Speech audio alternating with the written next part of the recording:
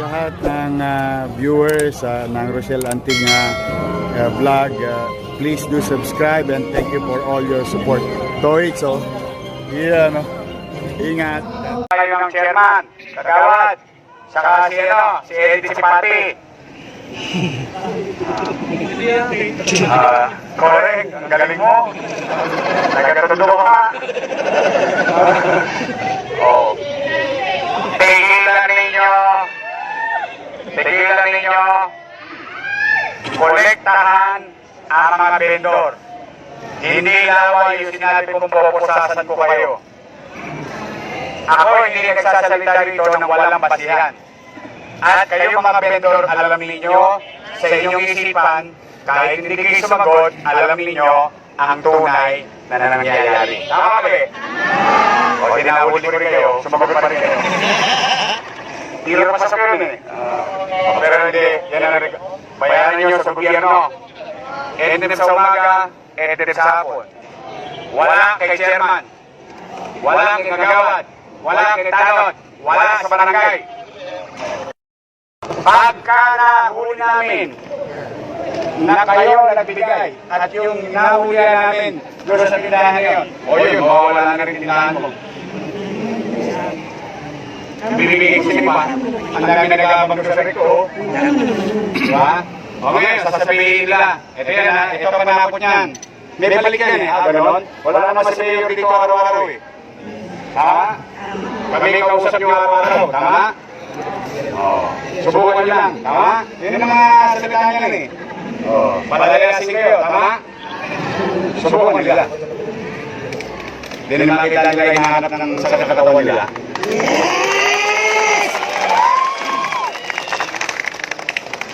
Kaya po, gusto niyo ba magtagumpay na maayos sa Manila?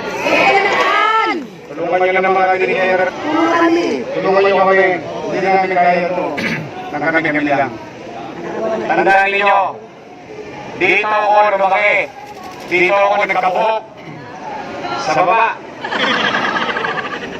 Pasilyo A, Pasilyo B, Pasilyo C, D, E, F, G.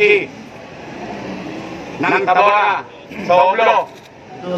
Yan. Dito ko na mamasura.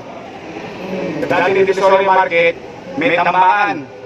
Katabi ng Iloan, Alimanguan, at Bagoongan. O doon ang tambak. O doon nakalatag yung karitong ko. Araw-araw ng buhay ko nasa Ilaya ko. Ako ang kumukuha ng basura ng Jollibee Ilaya. So ang punto ko, kaya ko yung sinasabi sa inyo, hindi ako pwedeng palugisin sa lugar ninyo na may mga api ng ibang tao sa lugar ninyo. Meron na kayong kakamping mayor. Pero magtatagumpay yung sinabi ko kapag nakiisa kayo sa pamahalaan ng lungsod ng Maynila at sa Manila Police District. O ngayon, pwede na ba natin kasunduan yun? Pexman? Promise? Kailangan na ng Diyos, Mayor. Salamat naman. Salamat naman. Ito yung mali. Sige, muli ha. Pakain na kayo.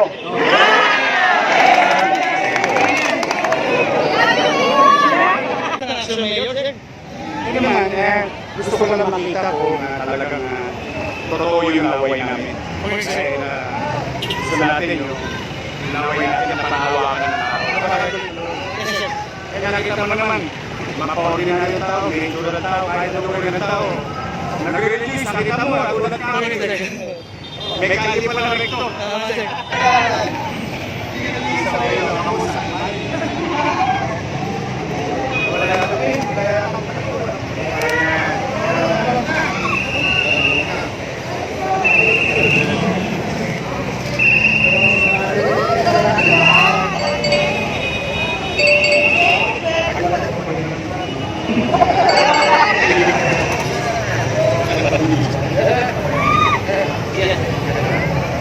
Kaya sir, mabilis lang. Hindi na maalala sa iyo, sir. Malalagay sa puso ko. Labing ng taon ng buhay ko, dito ako naghahanap buhay. Kaya alam ko patatayuan ng tao ito kung sino tumutulong sa kanila, sino nakaapi sa kanila. Kaya alam ko patatayuan ng tao ito kung sino tumutulong sa kanila, sino nakaapi sa kanila. Hindi ka naman, sir. It's a matter of sustaining the cleanliness, the orderliness of the streets. No?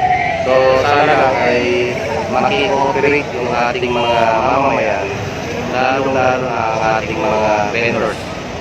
Okay, so sa tingin ko kaya naman. So, gaya ng sabi ni Mayor kanina, binibigyan natin sila ng hanap buhay, at the same time, binibigay din natin yung comfort ng mga mamimili at ng mga commuters. Sir, overall, masaya si Mayor Isko sa division ngayon, sir. Yes, sabi ko nga, inumpisahan natin ito as early as a month before he finally took his oath, no? So, sana lang masustain natin ito. No? It's a matter of political will, sabi nga, na kaya naman pala natin i-implement as long na makikipag-cooperate na lahat. A few years later. Ginagawa ng hearing operation lalo na rin sa nangyayang record sa Divisoria, doon sa especially doon sa yung natin yung sa in sidewalk na kailangan ay madaan na ng mga tao yung kaya yung clearing operation na ginagawa. Yung flushing operation namin ginagawa namin na magpapahid din sa lahat na ginagawa yung flushing operation para naman yung tuloy-tuloy yung linis para yung mawala yung amoy yung iniiwan natin ng mga vendors sa night market kasi meron tayong wet market sa bandang walo ng Tulaya. Kaya pagkatapos nila, lilinisin ng mga vendor kanya-kanyang pwesto. Tapos nun, lahat din naman ang kasama natin sa MDR mo para ituloy mo nila yung flashing.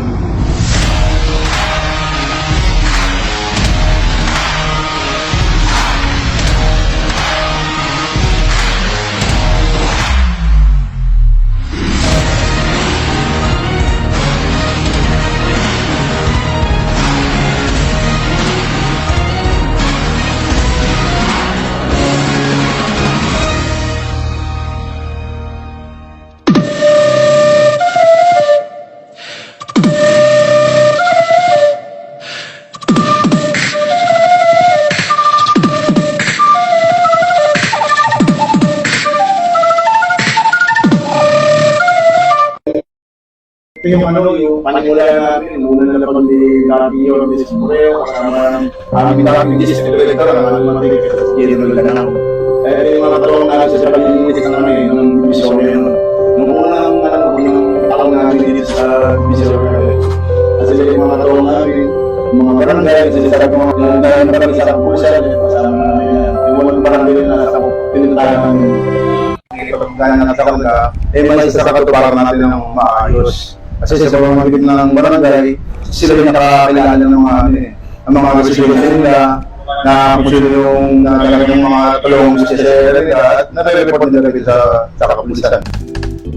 Dahil sa magandang samahan ng pulis sa barangay ay full force ang mga opisyalis ng 8 barangay na nasasakupan ng Dagupan Outpost kung saan lahat sila ay nagturo sa naganap na barangay ugnayan at patuloy na nagpahayag ng kanilang suporta para sa peace and order program sa nasabing area.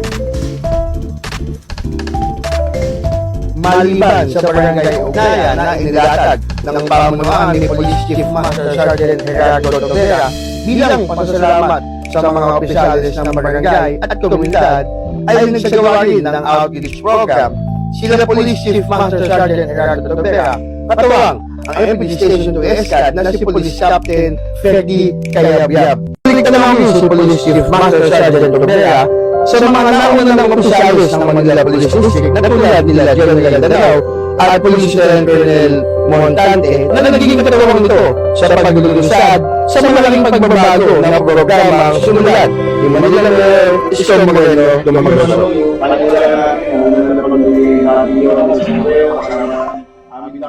Director ang aming matigil sa general na lang. Yung mga katulong namin sa pag-iinit namin ng divisoria nung unang taon namin dito sa divisoria. Kasi yung mga katulong namin, mga barangay, sila sa mga kanina, yung napalit sa kapusal, kasama namin na yung barangay na nasa kapusal at pinuntahan namin. Lubos ang pasasalamat ni Police Chief Master Sergeant Tobera sa mga opisyalis na katulad nila General Danao, Police Lieutenant Colonel Montante at mga opisyalis ng barangay na talagang nakisa sa napakagandang programang simulan ni Manila Mayor Isko Moreno noong kanyang panahon ng panunungkulan. Pasalamat ni Police Chief Master Sergeant Tobera, pinagdating Deputy Director Police Major General Leo Francisco at Police Brigadier General Andre Tagasison. Ang samantala, magtatanon ang Police Captain Ferdinand Calabiad at Police Chief Master Sergeant Gerardo Tobera sa isinirang outreach program. Bago na po ngayon sa Station 2, nakakali po sila, walang-wala pa, napasalamat kami Jerry, nahingga kami dito sa ngayon po na yung outreach program. Lubos ang kasiyahan ng pamunuan ni Police Chief Master Sergeant Tobera sa isinagawang outreach program kung saan sila ay namahagi ng masustansya at mainit na makakain sa mga kabataan at residente sa nasabing lugar. Ito ay bilang pasasalamat ng mga kapulisan sa komunidad dahil sa pinakaigting na pangigisa at suporta ng barangayan at komunidad sa Peace and Order Program ng Dagupan Outpost sa kanilang area of responsibility. Inyo pong nasaksiyan ang makabuluhang hakbang ng Dagupan Outpost noong sa pamumuno ni Police Chief Master Sergeant Gerardo Tobera bilang Outpost Commander na nagsilbing punong tagapangasiwa ng katiwasayan at kalinisan sa Divisoria, Tondo, Manila. Sir Jerry Tobera ang tinaguriang nagpatupad ng maayos na programa at pagbabago natin ni Manila Mayor Isko Moreno sa Divisoria, Maynila. Ngayong nakabalik na si Yorme Isko sa lungsod ng Maynila ay inaasahan ang panunumbalik ng ningning at sigla ng lungsod, partikular na ang kalinisan at katiwasayan sa Divisoria, Maynila.